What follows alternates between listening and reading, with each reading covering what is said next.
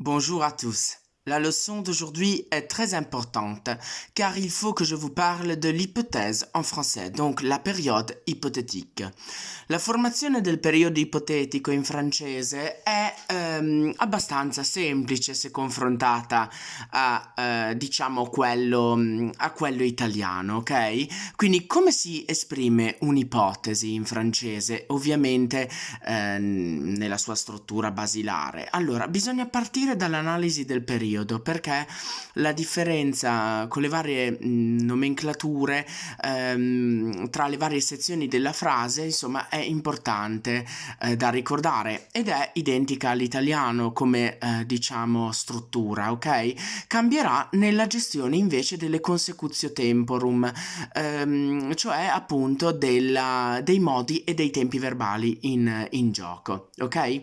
Quindi partiamo prima appunto dalla sua formazione.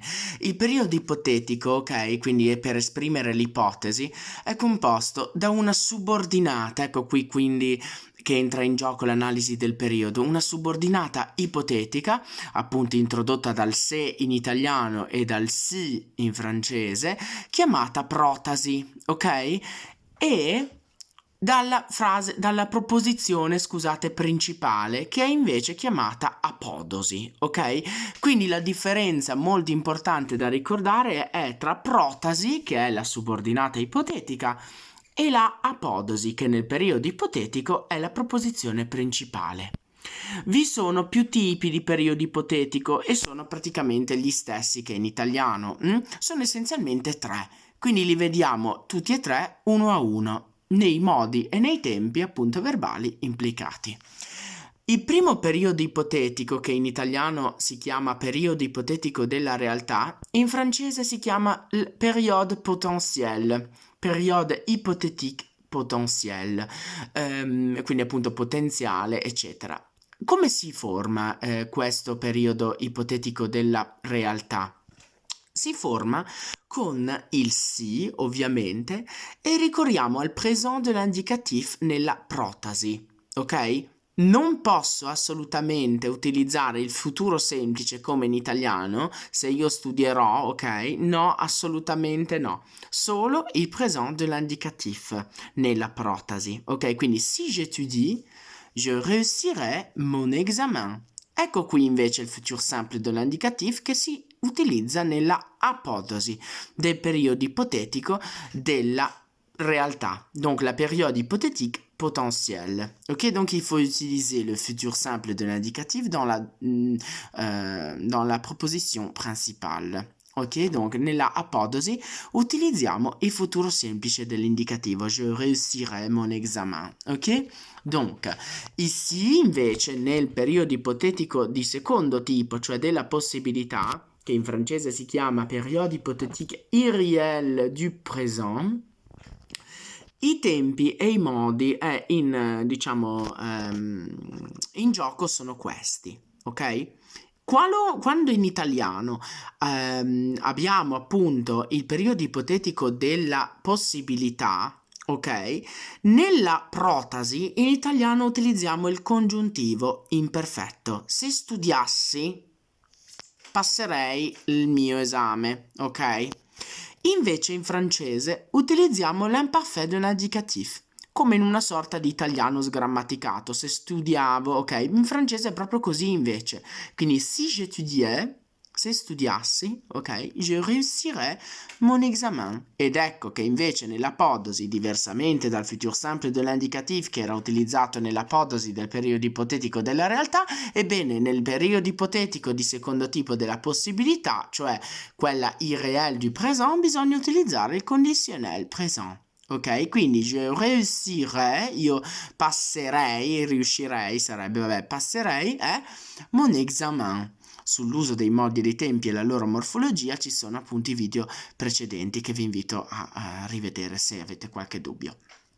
Quindi allora, ripeto, nella protasi del periodo ipotetico di secondo tipo utilizzerò l'imperfetto indicativo in francese, quindi si j'étudiais. Nella apodosi invece del secondo tipo di periodo ipotetico dovrò utilizzare il conditionnel présent. Similmente, nel periodo ipotetico di terzo tipo, cioè la période hypothétique irréelle du passé, cioè quella irreale in italiano, ok? Quindi qualcosa che non è stato possibile realizzare, ok? Dovrò utilizzare nella protasi il plus que parfait d'un indicatif, cioè il trapassato prossimo sarebbe. In italiano qui ricorreremmo al congiuntivo trapassato, ok? Quindi se avessi studiato avrei superato, ok, il mio esame. Ecco, quindi adesso bisogna un attimo osservare qui in francese. Quindi abbiamo sempre l'indicativo nella protasi, ok? Ma stavolta abbiamo un indicativo trapassato prossimo. Plus que parfait si chiama in francese. Nel video in cui illustro i modi e i tempi questo lo spiego. Quindi è un nome che deriva dal latino, plus que parfait. Ok, quindi se avessi studiato, in italiano sgrammaticato sarebbe se avevo studiato, vabbè, comunque in francese si j'avais étudié, ok, vedete questo j'avais che è l'imperfetto di avoir, quindi si j'avais étudié, j'aurais réussi, avrei riuscito, avrei superato, no? Ecco, avrei superato, j'aurais réussi, conditionnel passé, mon examen.